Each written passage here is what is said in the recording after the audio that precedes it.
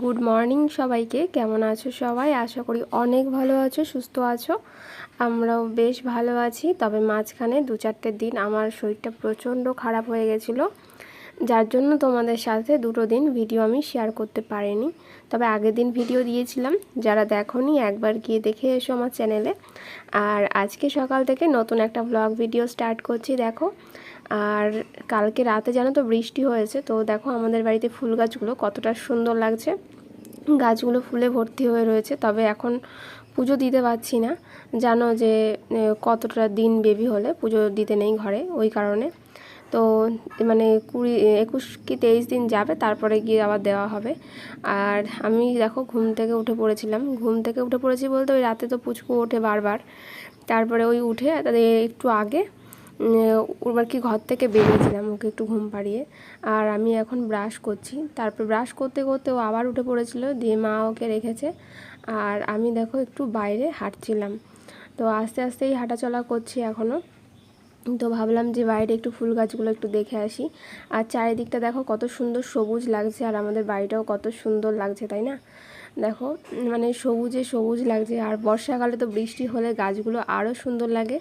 আর প্রত্যেকটা গাছে কিন্তু ফুলে ভর্তি হয়ে রয়েছে, তোমরা দেখো। আর এই দেখো এটা হচ্ছে লিলি, রেইন লিলি বলা হয় যেগুলো। আর দেখো কত কুড়ি এসেছে, তবে এখনও ফুল ফোটেনি। ফুল ফুটলে তোমাদের সাথে অবশ্যই শেয়ার করব। অনেক কুড়ি এসেছে, তো কত সুন্দর লাগছে দেখতে। আর আমি দেখো বাইরে হাঁটছিলাম আর ব্রাশ করে নিচ্ছিলাম। তো আর আজকের ওয়েদারটাও বেশ সুন্দর, একটু মেঘলা মেঘলা রয়েছে, যদিও হয়তো বৃষ্টি হবে। আর কালকেও কিন্তু বৃষ্টি হয়েছে। তো আমি বাইরে একটু হাঁটাচলা করছিলাম, তারপর ভাবছি যে এই ফাঁকে ব্রাশ করে নেব। তো দেখো আমি কলের এখানটায় চলে এসেছি, ব্রাশ করে নিচ্ছিলাম আর মুখটা ধুয়ে নেব।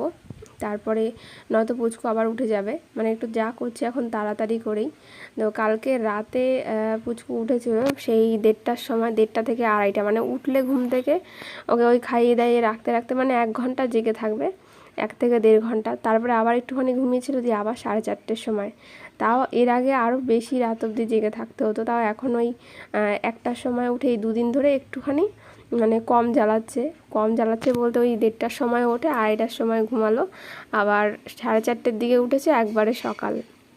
তো তারপরে গিয়ে আমি অনেকক্ষণ রেখেছিলাম, মা বাইরে কাজগুলো করছিল। তারপরে একটু আগে আমি বললাম যে ব্রাশ করতে করতে উঠে গেছিলো, কাজ ছিল, তো মা রেখেছে। আর আমি এই ফাঁকে দেখো ব্রাশটা করে একদম ফ্রেশ হয়ে নিচ্ছিলাম, মুখ টুক ধুয়ে। তো মা ওদিকে ওর খেয়ালটা রাখছিল। তারপর ভাবছি যে খাবো। আর তোমার দাদাভাইয়ের সাথে তোমার এখন ঠিক করে কথাই হয় না, মানে টাইমই পাই না বলতে পারো। হয়তো যখন ফোন করে তখন ওকে খাওয়াই বা কিছু, বলি যে ও ঘুমালে ফোন করব, কিন্তু সেই আর সময় হয় না। আবার সেই মানে 2 ঘন্টা 3 ঘন্টা বাদে হয়তো ফোন করি, তখন ও হয়তো ধরার টাইম পায় না, মানে এইরকম অবস্থা আর কি হচ্ছে। তারপর আমি মুখ টুক ধুয়ে সোজা গেছিলাম ঘরে। আর আজকের ভিডিও টাইটেল থাম্বনেল দেখে আশা করি তোমরা বুঝতে পেরেছো ভিডিওতে তোমাদের সাথে কি কথা শেয়ার করব। তোমরা আমার ভিডিওতে মানে আগের ভিডিওগুলোতে অনেক কমেন্টস করেছো যে দিদি ভাই তোমার সি সেকশন হতে কত টাকা খরচ হয়েছে টোটাল। তো আজকের ভিডিওতে কিন্তু সমস্ত কিছু তোমাদেরকে বলবো যে আমার কত টাকা টোটাল খরচ হয়েছে, শুধু সিজার করতে কত টাকা খরচ হয়েছে, আর মানে নার্সিংহোমে যতদিন ছিলাম, মানে আমি 7 দিন ছিলাম, 7 দিনের দিন ছুটি হয়ে দিয়ে বাড়িতে এসেছি টোটাল।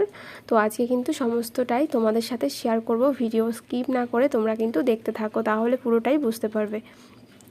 তারপর দেখো আমি কিন্তু ঘরে চলে এসেছি, আর তখনও ও ঘুমোয়নি, আর ও পটি করছিল তখন, তো মাই পরিষ্কার করে দিচ্ছিল। আর আমি দেখো এদিকে হাত মুখ ধুয়ে ঘরে এসেছিলাম, তো মুখ টুক মুছে নিচ্ছিলাম। আর বাইরেটা হালকা ঝিরিঝিরি করে বৃষ্টিও নেমেছে আমি মুখ টুক ধুয়ে আসার পরে আর কি।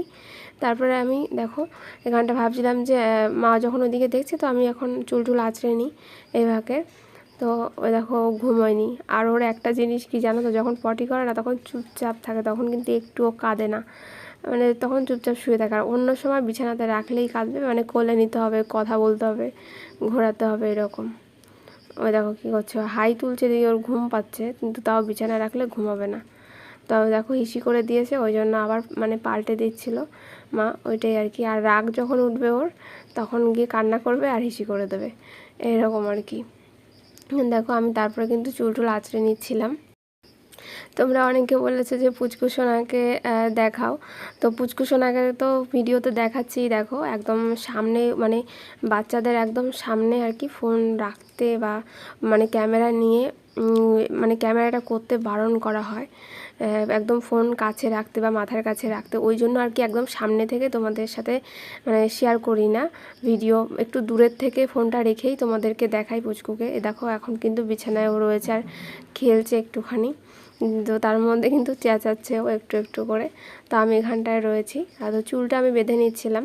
তো ওই কারণেই আর কি মানে ওর সামনে, মুখের সামনে গিয়ে ক্যামেরাটা এখনও ধরছে না, একটু কয়দিন যাক তারপরে তোমাদেরকে আরও ভালোভাবে দেখাবো। তো ওই যে এইভাবেই এখন একটু দেখো কয়েকটা দিন, 4-5 দিন, তারপরে কিন্তু ভালোভাবেই দেখাবো একদম কাছে থেকে। আসলে যখন নার্সিংহোমে ছিলাম তখন ওখানকার নার্স যারা ছিলেন তো ওরাই কিন্তু বলে দিয়েছিল, মানে এরকম একজন ভিডিও কল করছিল, তো একদম মানে মুখের সামনে ফোনটা রেখে, তখন কিন্তু বারণ করেছিল ওখান থেকে। মানে আমাদের কথা বলছি না, অন্য একটা বাচ্চার কথা। তো ওই জন্য আর কি একদম সামনে থেকে ভিডিওটা মানে করতে নেই বা মানে ফোন কাছে নিতে নেই, এটাই আর কি, আর তাছাড়া কিছুই না। আর তোমাদেরকে তো দেখাবো না কেন, তাই না? তো তোমরা এত ভালোবাসা দাও পুচকুকে, তোমাদের আশীর্বাদ রয়েছে, অবশ্যই তোমাদের সাথে মানে শেয়ার তো করি আর দেখাবো।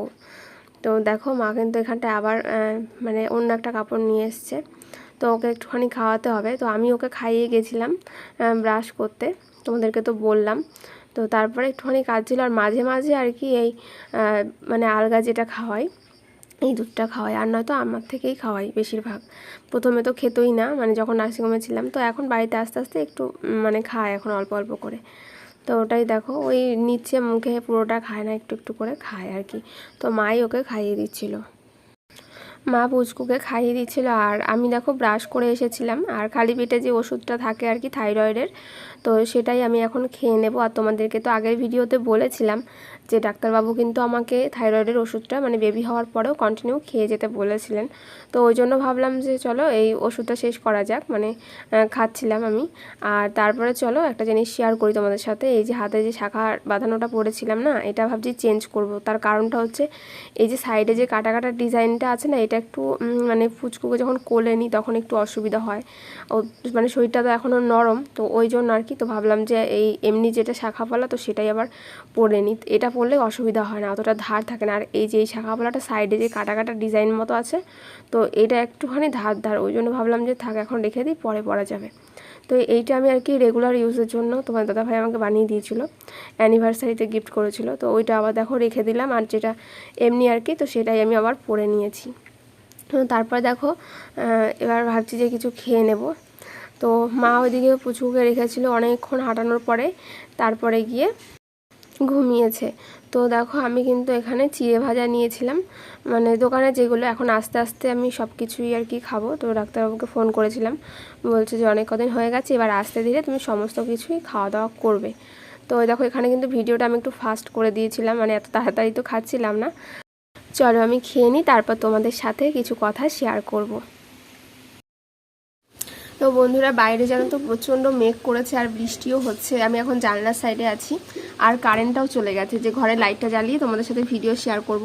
তবে রিং লাইটটা আছে, ওটা পাওয়ার ব্যাংক দিয়েও জ্বলবে, তো আমি আর ওই ঘরে গেলাম না এখন, আর যেতে ইচ্ছে করছে না। আর এখানটায় পুচকু রয়েছে, তো ওই দেখো ওকে এখানে মা ঘুম পাড়িয়ে দিয়েছে, ওই জন্য ওকে একা রেখে আর ওই ঘরে যাব না। তো আমি এখন জানলার সাইডে বসে আছি, আর বাইরে ঝিরিঝিরি বৃষ্টি হচ্ছে, তোমরা হয়তো মানে ফোনে বুঝতে পারছো না।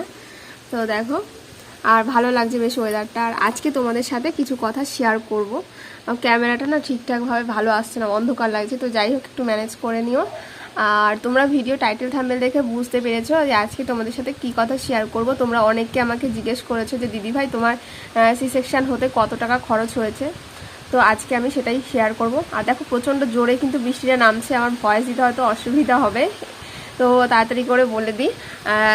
আমি ওখানটায় মানে 7 দিন ছিলাম, 7 দিনের দিন ছুটি নিয়ে বাড়িতে এসেছি। ওখানে 7 দিনের আগে ছুটি দেয় না। তো আমার কিন্তু আমি টোটালটা বলছি, মানে সি সেকশন হয়েছে, মানে ওটি হয়েছে, তারপরে 7 দিন ওখানে ছিলাম, তারপরে আয়া মাসিদের খরচ, আমার ওষুধপত্র, মানে পুচকুর যা যা জিনিসপত্র, খাওয়া দাওয়ার, মানে ভ্যাকসিনই তো বলে, যে প্রথমে মাসে যে কটা ছিল সেগুলো সমস্ত কিছু টোটাল মিলিয়ে 40,000-এর কাছে, মানে 40,000-এর মধ্যে হয়েছে। এবার তারপরে তো ডাক্তার দেখেছি আগে পরে বাদ বাকি শিশু ডাক্তার, সেগুলো হচ্ছে আলাদা খরচ।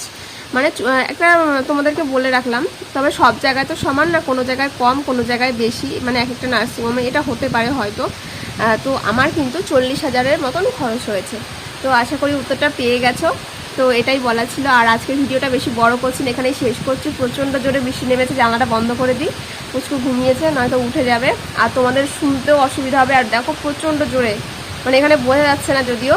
তো টাটা, আবার কালকে কিন্তু তোমাদের সাথে নতুন একটা ভিডিও নিয়ে খুব তাড়াতাড়ি দেখা হচ্ছে।